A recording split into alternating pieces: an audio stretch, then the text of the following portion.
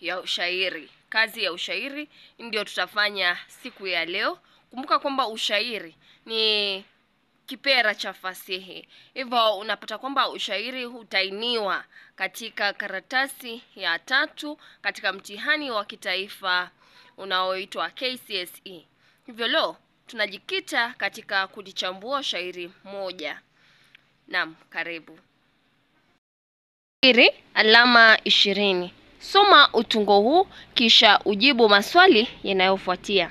Titima, titima, utashi wa titima. Harusi yenu leo, karamka mama. Ujana ni moshi. Enyi wapendanao chipukizi, muisome ndoa hii maishani. Maisha sasa yawategemea. Baba, uitunze jamaa yako, ipake madadi ya miereka ndoa hii baba. Unapodhani siye, ndiye. Haya maisha ya kutegemea, chumi shambani, fahari Nyarubanja baba. Biashara yote familia ya kutegemea. Acha domodomo mama unyumba mama injika chungu, makochozi. Hizo ndizi pika mama. Kumbuka kikulacho kingoni mwako. Masimango ya kuvuruga ndoa yateme. Alokutahadhari pia akakuasa mama. Maamuzi ya unyumba ya kutegemea maswali. Ufanisi wa ndoa hutegemea maamuzi yao. Fafanua kwa kurejelea hoja 5 kutoka kwenye utungo huu. Ufanisi wa wanandoa hutegemea maamuzi yao. Fafanua kwa kurejelea hoja 5 kutoka kwenye utungo huu. Moja, tunaambiwa kwamba familia au ufanisi wa familia hutegemea baba ambaye anafaa aitunze jamaa yake. La pili ni kwamba baba yule anafaa aipake madadi ya miereka ndoa hii. Kumbuka madadi linamaanisha ni mafao ya maslahi yanayoletwa na mtu katika nchi fulani au familia katika muktadha huu. Na miereka ni pale ambapo unapata kuna mchezo wa kutengana. Mchezo wa watu wawili ambao hushikana na kukumbatiana huku kila mmoja akijaribu kumtega mpinzani wake kwa mguu ili kumwangusha au kusema kushindwa kwa jambo. Hivyo ni kwamba mwanaume ndiye anafaa kuzingatia maslahi ya yale ambayo yatawashinda katika ndoa hiyo. Jambo lingine ni kwamba uchumi kule shambani unamtegemea mume. Hata biashara yote ya familia inamtegemea yeye. Pia tunaona kwamba uchumi wa shambani na fahari Nyarubanja baba. Unamaanisha kwamba Nyarubanja ni mpango maalum wa ukodishaji ardhi uliokuwa unafuatwa na makabaila kwa kufuata sheria na mila za jadi. Hivyo ni kwamba mwanaume huyu anafaa kodishe ardhi, aweke fahari wa kilima pale. Hoja nyingine ni kwamba mwanamke anafaa awache domo kwa sababu ule mdomo utamletea visanga. Hivyo anafaa awache domo, na akiwa pale nyumbani, ikiwa anataka unyumba aweze kuwa mpishi, aweze kupika yale makochozi, na awache masimango ya kuvuruga ndoa ayateme. Hii ni jambo lingine anafaa kuzingatia. Pia aweze kuzingatia aloambiwa na mamake na kuasiwa. Alitahadhariwa, hivyo maamuzi yote ya unyumba yanamtegemea yeye. Hivyo hoja ziko pale. Bainisha vipengele 4 vya kimtindo katika shairi hili. Mtindo ni ule upekee wa mshairi katika utunzi wa kazi yake. Hapa mwanzo kipengele cha kimtindo ambacho tulikiona kwa sana ni matumizi ya methali. Matumizi ya methali, kwa mfano ujana ni moshi. Pia umdhanie siye, lakini hapa wameivuruga kiasi. Inafaa kuwa umdhanie siye kumbe ndiye. Pia kuna kikulacho kinguoni mwako. Hiyo ni methali. Hivyo mwanzo pana matumizi ya methali. La pili ni matumizi ya maswali ya balaa. Kwa mfano, unapodhani siye, ndiye. Ndiye.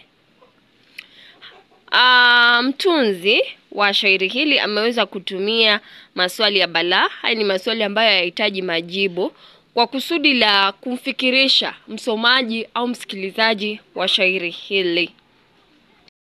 Pia pana matumizi ya koja. Koja ni yale matumizi ya koma pale. Na hii ni kwa ajili ya kumwezesha mtu ambaye atasoma shairi hili kuweza kupumua. Hivyo basi isiwe tu unasoma vwa. Hivyo basi pana matumizi ya koja, kwa mfano titima. Titima. Harusi yenu leo. Karamka mama. Nasaidia katika kupumua.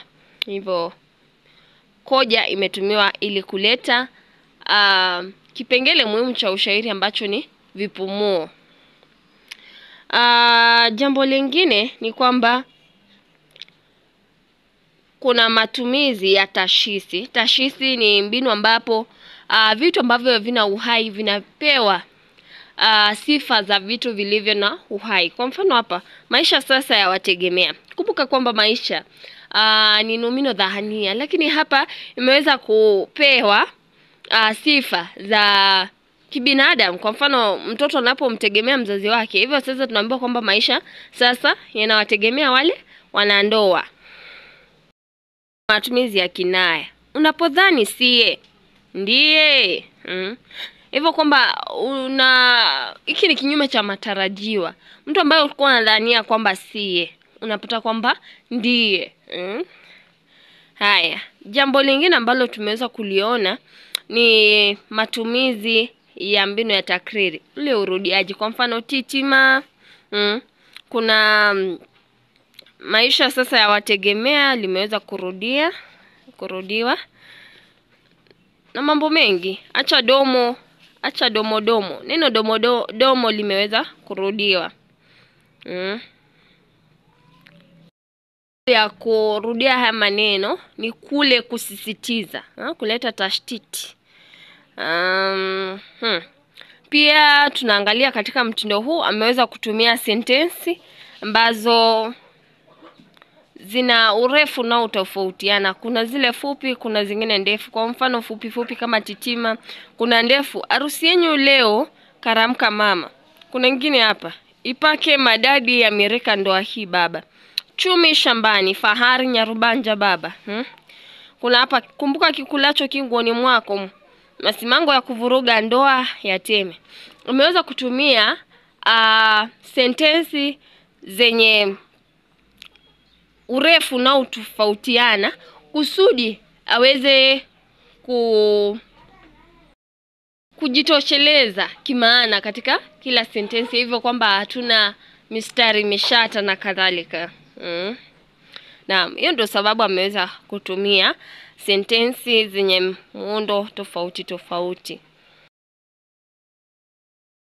Hivyo tunaona kwamba mistari imeweza kuwa na miundo tofauti kusudi kwamba sentensi hizi ni mistari aina ya mistari kifo. Imekamilika kimaana. Matumizi ya nida, pale ambapo tunaona kuna matumizi ya alama hisi. Kwa mfano, maisha sasa yawategemea. Ngine, biashara yote familia ya kutegemea. Maamuzi ya unyumba ya kutegemea. Hili linatumika kuleta hisia ya ule ukweli kwamba maisha sasa yanawategemea. Hivyo imetumika tu kusisitiza. Haya, twende swali la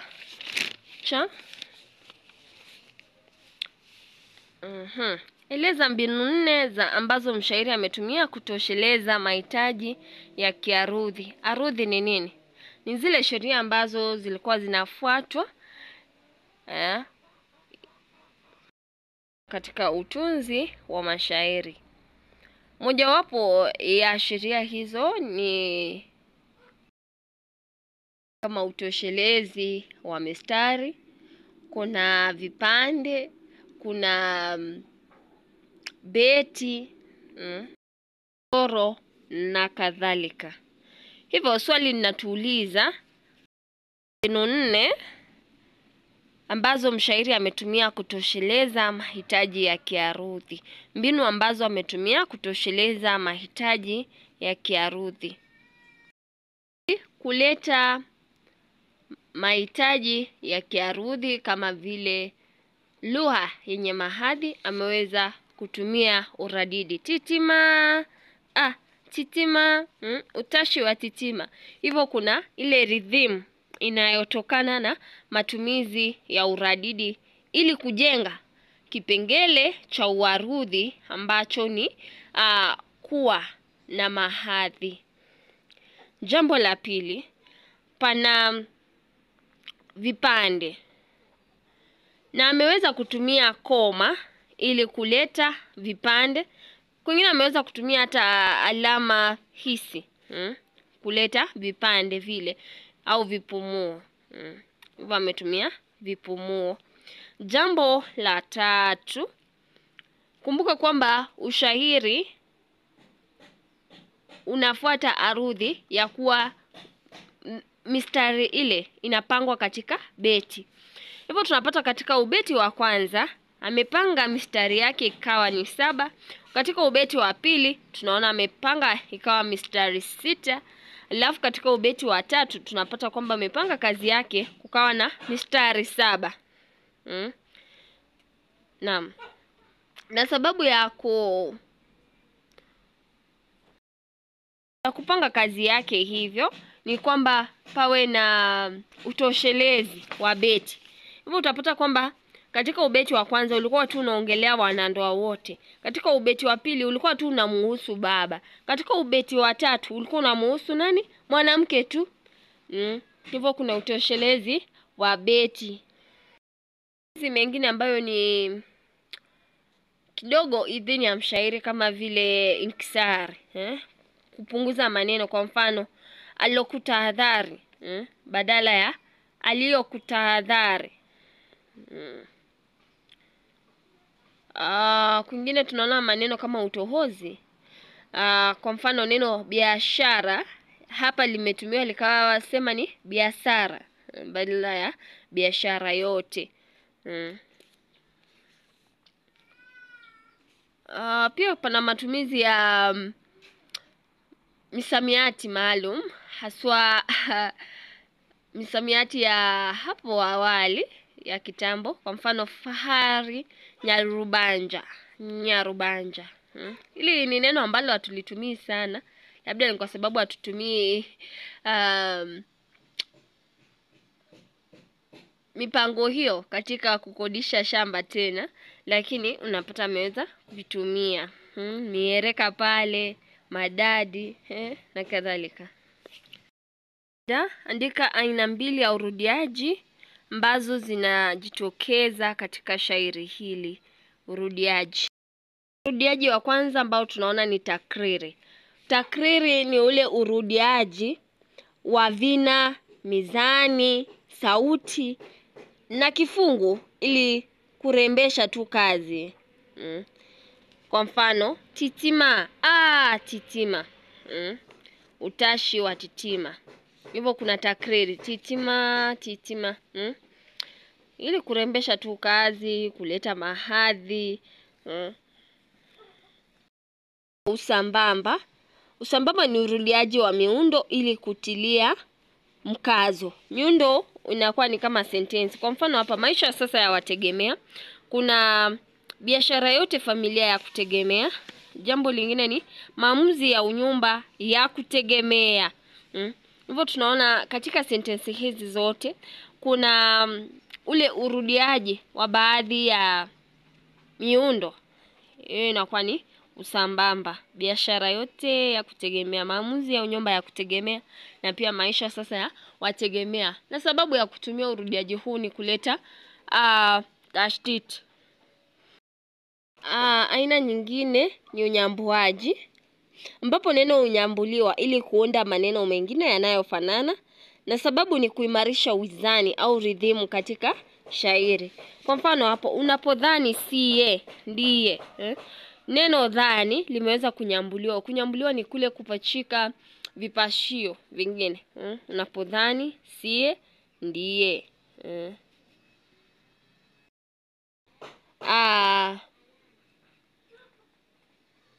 Kivumishi hicho ni kivumishi naam cha umiliki. Kunyambuliwa, ndiye limenyambuliwa na kuwa siye kwa kukataa. Nafsi neni katika shairi hili. Nafsi neni ni sauti ya anayezungumza, the persona. Huenda kawa ni baba au mama. Kwa mfano anasema baba uitunze. Tuseme tu ni mtu ambaye amewashinda kiumri na anawapa maaso, anawakumbusha. Baba uitunze jamaa yako. Inaweza kuwa mtu kama bibi, tafuata. Alokutahadhari pia kakuasa mama, maamuzi ya unyumba ya kutegemea. Hapo huenda kwa sababu amesema kakuasa mama, huenda ikawa nafsi neni ni mama ya bibi harusi. Toni ya shairi hili.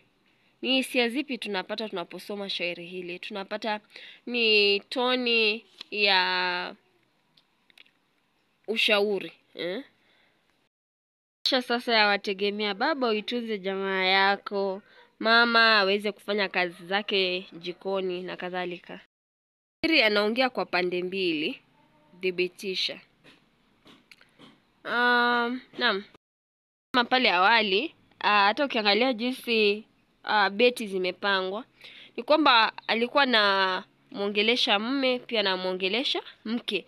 Kazi ya mume hapa ni kwamba anafaa kuhakikisha maslahi ya familia yake yameweza kukidhiwa.